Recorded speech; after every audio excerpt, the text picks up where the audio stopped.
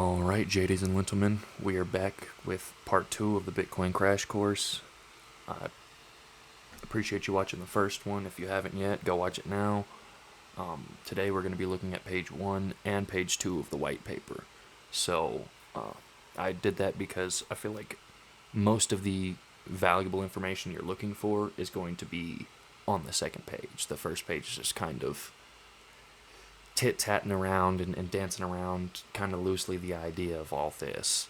And then we start really getting into the nitty-gritty, page 2. So, sorry if I had to condense both of these, but if you stick around to the end of the video, I have a really visual way of demonstrating everything that I'm talking about here today, so it'll be worth it to just tough it out and make it through. So, first off, I'm going to just read through the first page in its entirety and then kind of go back sentence by sentence and give a little more context. While it's only 7 pages and it's not entirely too difficult to read, I definitely don't mind taking the time to read and explain things. I'll do my best to keep a nice, slow, subtle, calming, relaxing voice that you could sleep to throughout this. And if you guys think that reading the full page takes too long and it's not interesting enough, you think the explanation sentence by sentence is enough, just let me know in the comments. I'll do something different on the next video. I'm still kind of fumbling through all this and trying to get it together. So just let me know what works, what you guys like, what you don't like, and we'll go from there.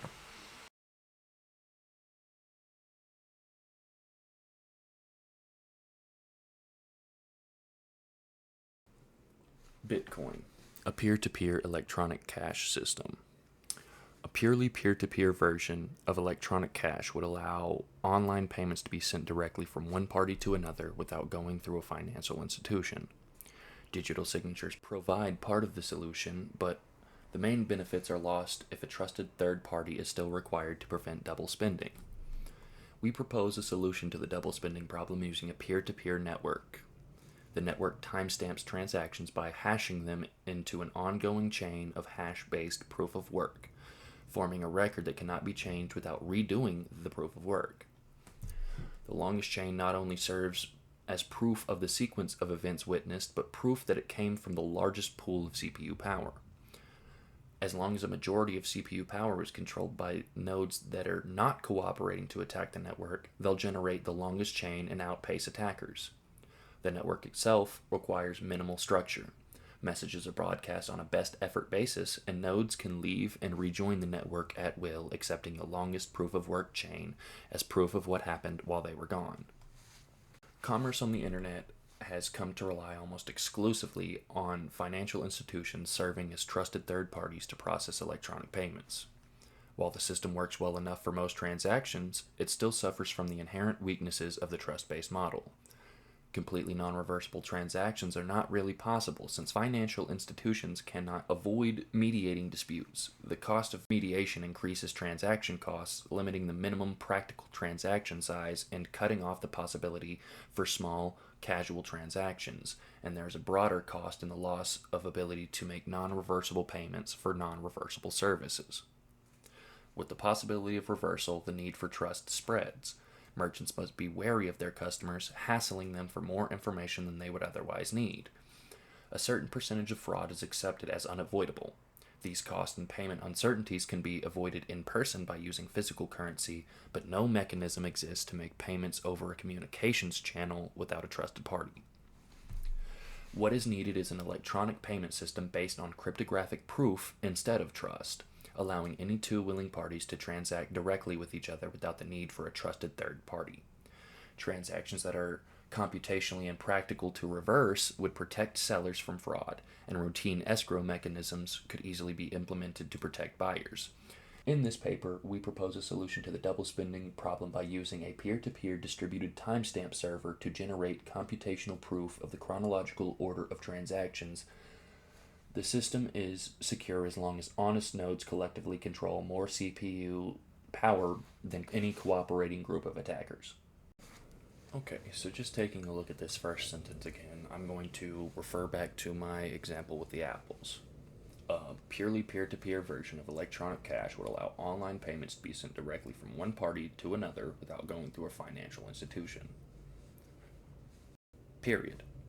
If I want to send you money, or you want to send me money, there's absolutely no need for a bank or for Cash App or whatever. We should be able to just send money directly to one another the exact same way you would send me a text. Digital signatures provide part of the solution, but the main benefits are lost if a trusted third party is still required to prevent double spending. We propose a solution to the double spending problem using a peer-to-peer network.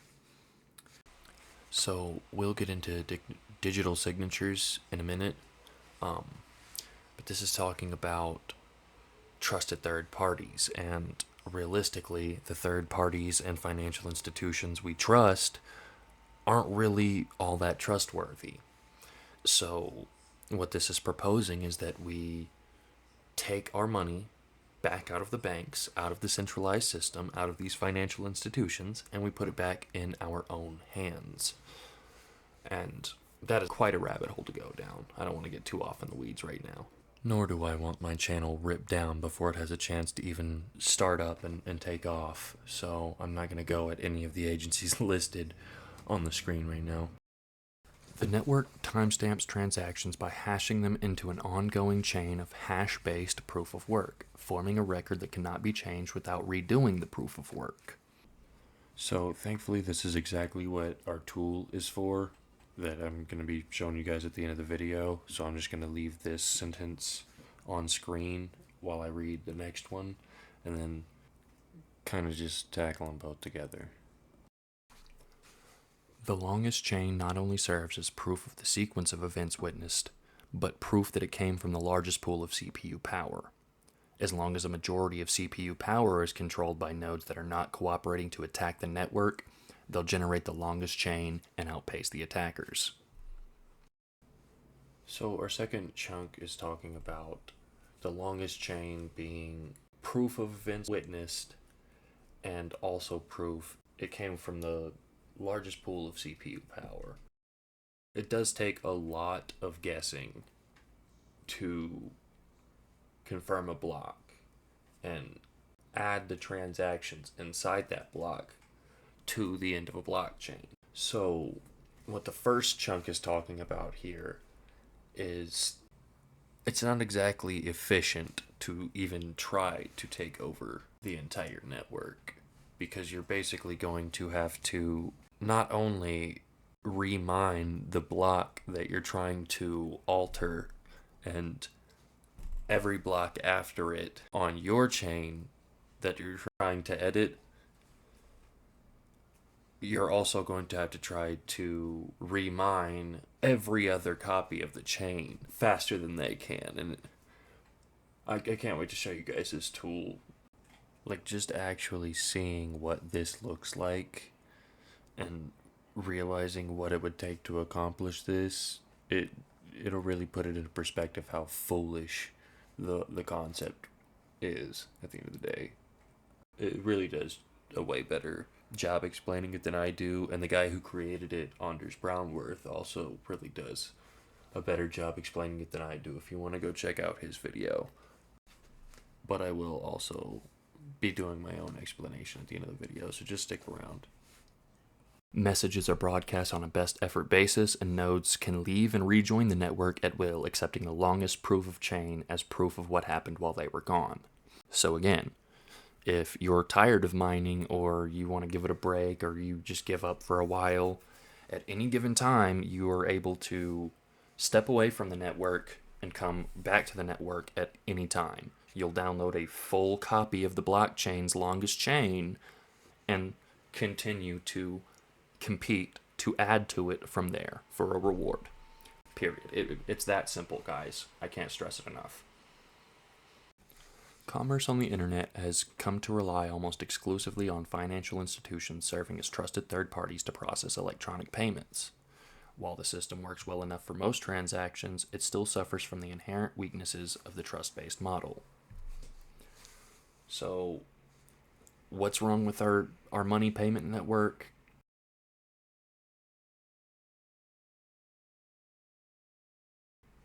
a lot of things, right?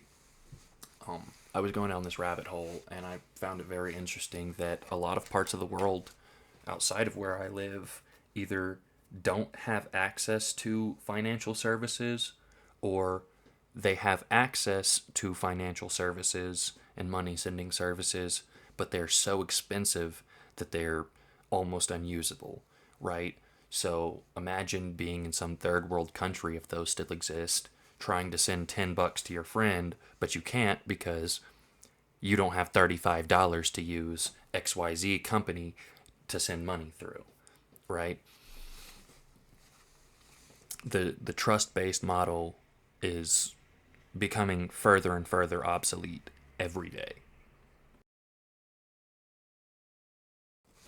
Completely non-reversible transactions are not really possible, since financial institutions cannot avoid mediating disputes. So this is just a fancy way of saying scammers are out there, bro. Your bank can only do so much, and every time they replace the money of yours that's been stolen, they're creating money from nowhere, siphoning value off of the dollar and inflating our currency further, right? And there's nothing I can do, you can do, the bank can do, other than try their best to make it right using the trust-based system. But if that hits your ears the same way it does mine, it's really not trustworthy to just pull money from nothing and create money out of thin air and give it to people, which brings us into the double spending side of things, which is the main point of what Bitcoin is trying to fix. Double spending and scamming, right? Avoiding putting your trust in these centralized parties and institutions that are susceptible to being scammed and hacked, right? Not to mention the fact that people will extort and warp and twist these institutions for their own personal benefit or just to wreak havoc and nothing else. So, the cost of mediation increases transaction costs, limiting the minimum practical transaction size and cutting off the possibility for small, casual transactions. And there's a broader cost in the loss of ability to make non-reversible payments for non-reversible services.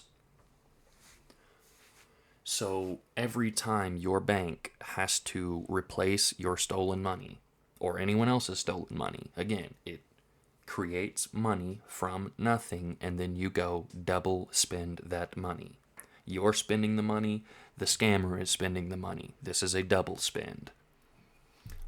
There's also a few other main types of double spending that kind of Bitcoin seeks to mitigate against, like race attacks, Finney attacks, and 51% attacks, which we kind of brushed on already. But yeah, that's one downside to our financial infrastructure that we have right now, is it's not accessible everywhere, and a lot of the places where it is accessible, it isn't accessible for free. And of those places that aren't accessible for free, many of them are extorting their consumers by putting these exorbitant, egregious fees on everything for utilizing their service. It's unfair, it's unjust, it's a plethora of things that we don't want to get into. But regardless, your bank cannot make it right with you without hurting the rest of the economy. And that is a big problem. That is a huge, huge, huge problem, and it is directly responsible for 40 to 60% of all inflation we're dealing with and looking at right now. And again, the more times they have to mediate and make it right, the worse it gets for everybody. And in 99% of the times, there's nothing anyone can do to get your money back. So a lot of people just end up burnt in these situations. It just is what it is. And our next few sentences say somewhere in here that a certain percentage of fraud is accepted as unavoidable. It doesn't have to be. And this is the whole purpose of Bitcoin. We can change this and fix this and make it better. With the possibility of reversal, the need for trust spreads. Merchants must be very wary of their customers and hassle them for more information than they would otherwise need, right? And if you ever hear me complaining about know your consumer laws, KYC, I hate it. Thanks to the scammers, The decent, honest folk have to give up all of their KYC information. All that. And I touched on this in the first part of this video. These companies that hold this information also hold other information about you. Your location data, they track the GPS in your phone, your gyroscopic data in your phone. They track all of your purchases and browsing data. It's a complete invasion of your privacy. That way, if you were to scam them, they know exactly where to look and exactly where to find you and exactly where to come scoop you out of. And that only hurts honest people. Scammers aren't out here giving their information, they're giving other people's. They're giving your information potentially. So, and again, I said this in the last video, I'll say this again. With companies buying and selling everyone's personal data back and forth, it should surprise exactly 0 people that sometimes this information ends up in the hands of the wrong people, or scammers hack into these institutions. These literal gold mines of personal data, birth dates, social, credit card information, bank account details. Like, it just should not surprise you one little bit that this happens. A certain percentage of fraud is accepted as unavoidable. These cost and payment uncertainties can be avoided in person by using physical currency, but no mechanism exists to make these payments over a communications channel without a trusted party. So, yeah, sure, by all means, you can just avoid the whole banking institution and all this other good jazz by just using cash, but again, that begs the question, what are we going to do over the internet? What are we going to do sending payments globally? If I wanted to send money to a friend in Nepal, I have to go through XYZ hoops and pay XYZ fines for that. Whereas with this system, I could just receive a wallet, send Bitcoin to said wallet, no more questions. I don't care what's in the wallet. I don't care who owns the wallet. I don't care about anything else, period. I just care that X amount of dollars got sent from X wallet to Y wallet, period. What is needed is an electronic payment system based on cryptographic proof instead of trust, allowing any 2 willing parties to transact directly with each other without the need for a trusted third party.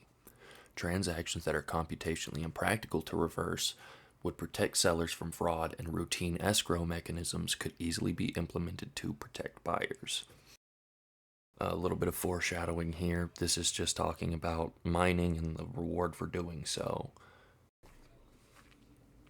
In this paper, we propose a solution to the double spending problem using a peer-to-peer distributed timestamp server to generate computational proof of the chronological order of transactions. So again, I'm about to get into what this process looks like in a more visual way.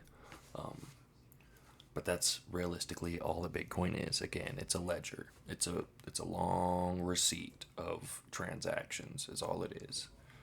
The system is secure as long as honest nodes collectively control more CPU power than any cooperating group of attacker nodes.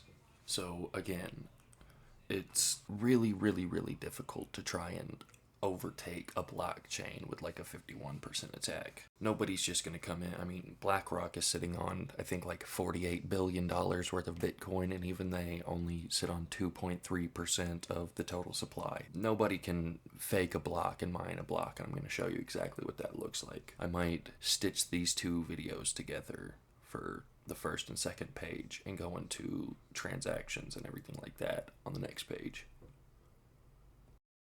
Okay, for page 2, I think I'm just going to go a paragraph at a time and then kind of summarize, because I really can't wait to show you guys this demonstration.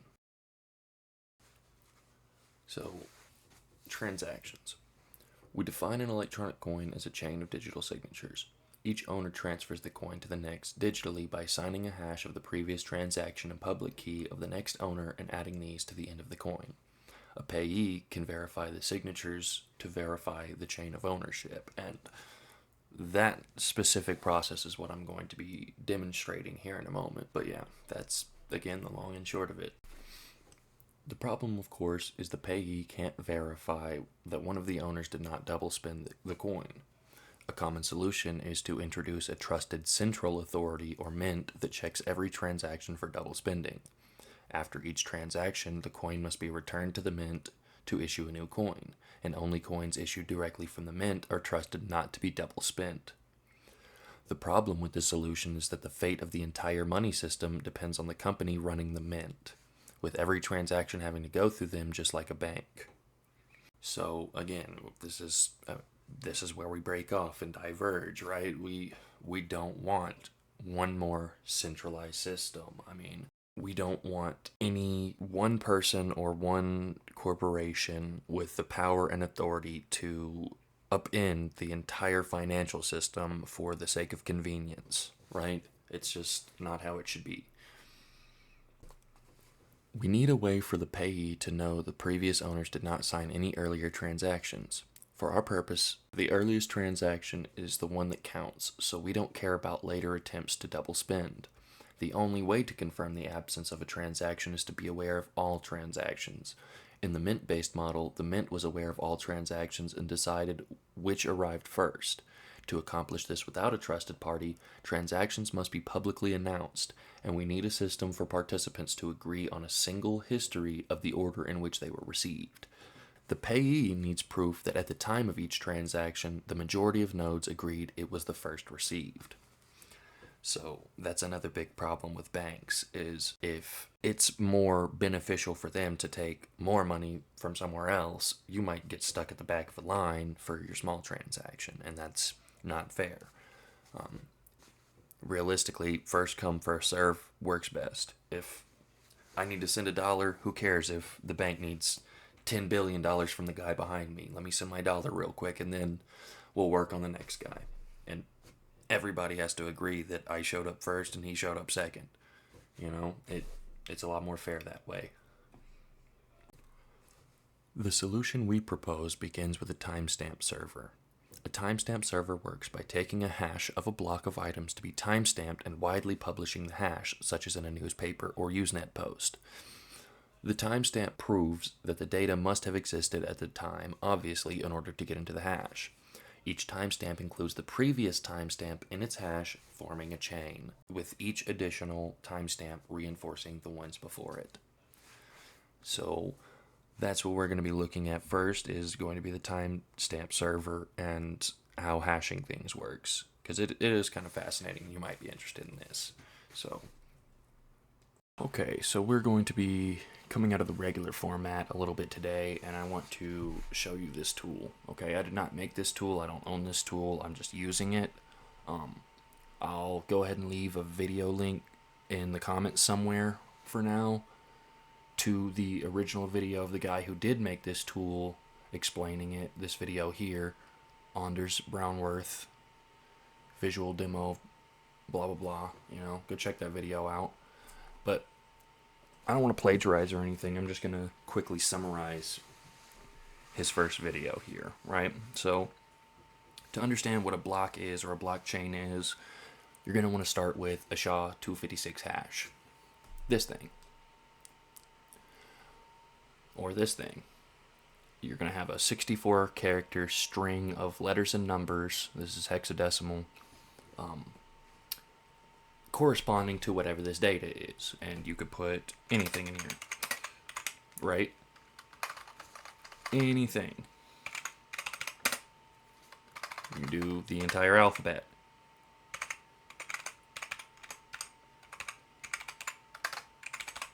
Whatever. It's going to give you 64 characters of a hash. No matter what you put in here. So now let's go look at a block. And you'll notice we have the block number, the nonce, which is a fancy word for number of guesses. Essentially, I'll break that down in a second. The data, and then the hash, right? So as you can see with our hash here, we have 4 zeros is the start of our hash. And in this tool, for this example's sake, 4 zeros at the beginning of your hash is a confirmed and valid block. So with no data, this is a confirmed valid block until we fuck it up, right? Now this has data. This does not start with 4 zeros. So we have a problem. And we're going to have to guess X number of times until we find a block, or we find a hash that is valid for this data, right? So we can go 1, 2, 3, 4, 5, 6, 7, 8, 9, blah, blah, blah, blah, blah, all the way up until we do find a valid block. Or you could have your computer do it for you in a process called mining, which is what this button does, right? So my computer is going to throw however many guesses at it until it finds a confirmed valid block that starts with 4 zeros. 67,642 guesses were thrown at this until it found this hash. So I'm really glad we didn't sit here and do this one by one and try to brute force our way into this block. That would have sucked. That would have been awful. So looking at this, you can kind of infer from here what a blockchain is going to be. It's going to be a chain of blocks, believe it or fucking not. But yeah, long story short, you have 1, 2, 3, 4, 5 blocks here, and all of them are valid blocks starting with 0, 0, 0, 0. But if we go into one of these random blocks here and edit the data, well, you can see it invalidates this block and every block after it. So when talking about attacking the network, this is what you would have to do. Take the original chain, forge it, make a phony invalid chain, and then remine every block after the one you were attempting to edit to get valid blocks. But this is going to become a problem the more nodes that are in the network, which is where the Nakamoto coefficient comes from, and you know, we're going to get more into 51% attacks here in a second, but let's look at this across a distributed chain. So here we have peer A, B, and C, or we'll just call them anonymous nodes. Anonymous node 1, 2, and 3 all have their respective copies of the full blockchain in its entirety, right? And this is where consensus comes in, and validation, proof of work, all this comes in, because let's say one of these guys wanted to come in and, I don't know, make himself a millionaire, or just fuck shit up, whatever. We're going to edit this. My keyboard doesn't want to fucking work today. And as stated in the last little chunk, this guy would have to mine all these blocks to catch back up to the network. But now we run into a problem, the problem of consensus. So this guy has what he's claiming to be anonymous node number 1 has this valid blockchain here. Everything looks all fine and dandy until you look at peer B and peer C. Well, the Genesis block is right. This matches. But now block 2 and onward don't match. So clearly anonymous node 2 and 3 here would vote out anonymous node 1, and these two chains would continue. A little bit of democracy there, right? So this is why it's so hard to overtake Bitcoin. This is not a chain of 3 peers. This is hundreds of thousands of people all across the world in practically every single country you could think of offhand. There is a node running somewhere competing to not be this guy, right? Nobody wants to be this guy trying to forge the chain in some type of phony or malicious way, right? These guys are doing the exact same thing with the network and getting paid Bitcoin every time they succeed. So what prompted this guy up here to go haywire and try to cheat the system and everyone a part of it? We'll never know, but it's not going to work out for him because he's going to have to not only redo his whole chain, but then try to force every other node in the network to agree and say, oh yeah, we saw that happen too. But they didn't because they were too busy watching the actual longest, most valid chain. So these guys will continue to produce new blocks for any new anonymous node that wants to join the network. And of course, we're going to bring it right back around to tokens. Let's look at the exact same thing, but with some transactions here, right? So you can see everybody sending money back and forth, Darcy to Bingley, Wickham to Lydia, blah, blah, blah, blah, blah, blah, blah. All this information, right? Everyone has their copy saying, okay, yeah, Darcy gave money to Bingley, Darcy gave money to Bingley, Emily over here gave money to Jackson. Well, yep. Emily gave money to Jackson. Emily gave money to Jackson. So all these chains agree until you go to change the information. So let's just say 1, right? It invalidates the rest of the blocks. We go right back to consensus. These two say it's this. This guy says it's this. It gets kicked from the network. It's not a valid chain, right? So we'll fix that there, and we will kind of go back over here because with all this money sending, right, it just kind of automatically begs the question, like, yo, does anyone have this money that they're sending? Because blockchains don't keep that information. There's no bank account number. There's no, this bank account has this amount, blah, blah, blah, blah, blah, whatever. So that's why we introduce something like a token or a coin or whatever, Bitcoin, XRP, whatever you want to fucking call it, right? So let's go to what a Coinbase transaction would look like. Actual money, right? And this guy's name is Anders, so he's the guy that created this tool. We'll keep that example there. So in this version of the Genesis block, everyone can see, hey, $100 got sent to Anders. That's cool and fine and dandy. And then our boy Anders decides he's going to start sending money to Sophia, Lucas, Emily, Madison, blah, blah, blah, blah, blah, whatever. Everybody goes around sending money to each other from there. Every time a new block is added, there's a reward for that. So in this case, the example is Anders, but whatever, as many people here are competing to add a new block will get a part of this reward. But let's just say this guy is solo mining. He's confirming these blocks individually, whatever. This $100, he sends 10 to Emily, 5 to Madison, and 20 to Lucas. So you can see in the next transaction here, Emily, who has $10 now, decides to send $5 to Madison. Or if we go to the end of the chain, let's see here, it looks like $6 from Ryan to Carter. So again, you just follow the chain back. Does Ryan have the bread in the first place? Well, it looks like he got 15 from Jackson right here. So I would say that he totally does. And this is a valid block. Everyone else agrees that, yo, we see right here where Brostein was given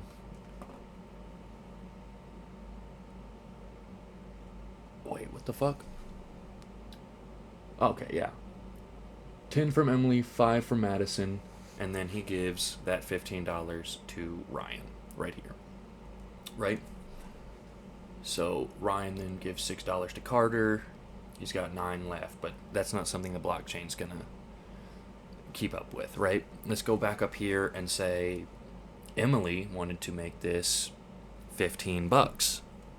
Well, she can't do that without remining all of these blocks past that block she edited, right? And then forcing these other blocks here to agree that this is what happened, right?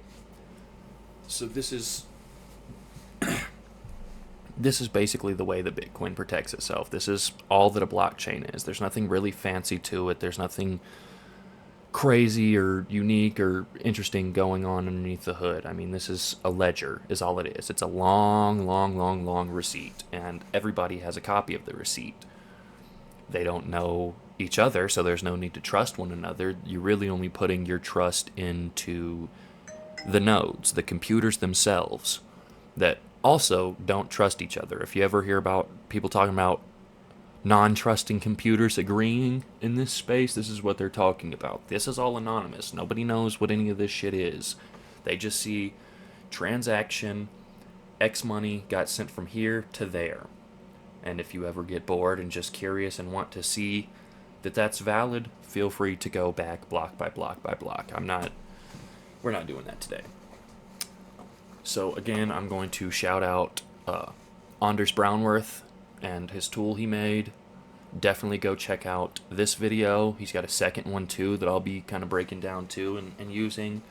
But for now, I just wanted to show you guys this little tool and kind of use it to explain a little bit better than infographics, right?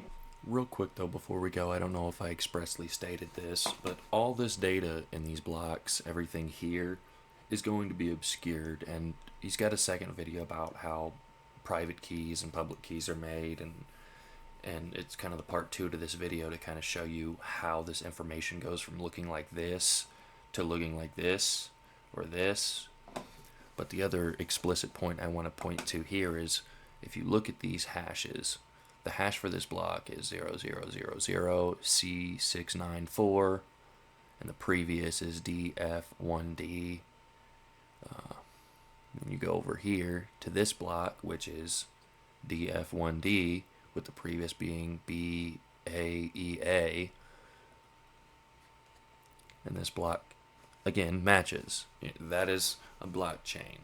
Everyone agrees that this transaction happened first. It has this hash. This transaction happened second. Here's the previous hash before.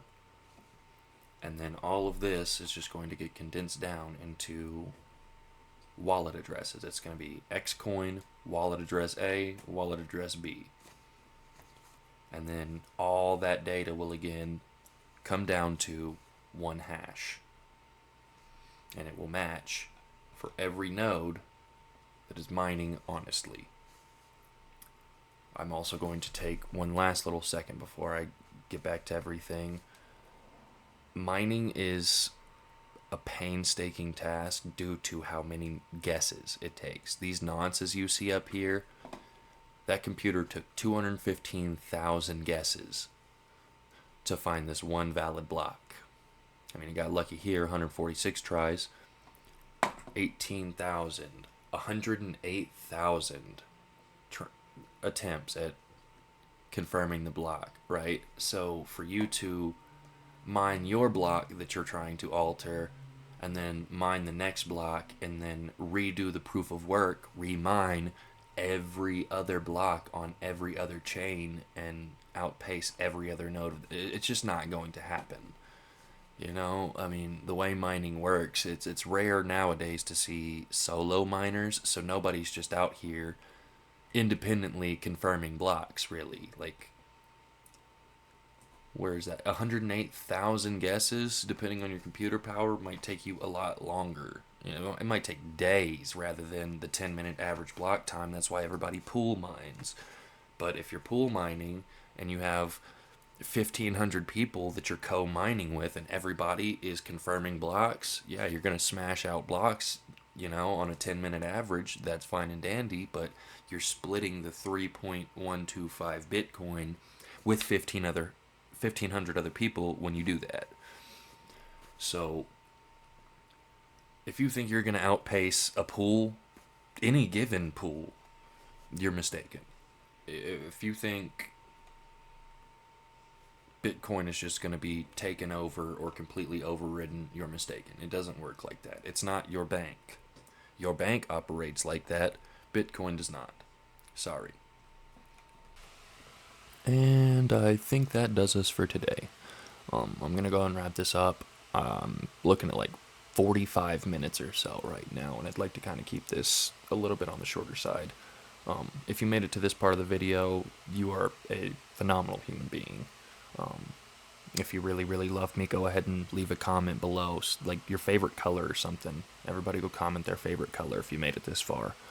But next week we're going to be diving into page 3, possibly page 4. I might double up on that video as well. Page 3 is going to go into mining and the reward for doing so.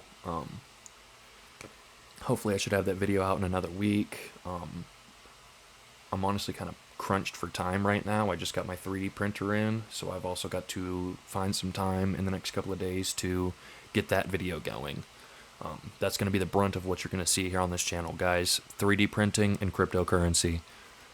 If that's not your cup of tea, I don't know why you are here, nor why you have lasted to the end of this video, but I thank you regardless. Like, comment, subscribe, share. I'll catch you guys on the next one. Stay safe. And don't forget to buy your Fent Jesus t-shirts.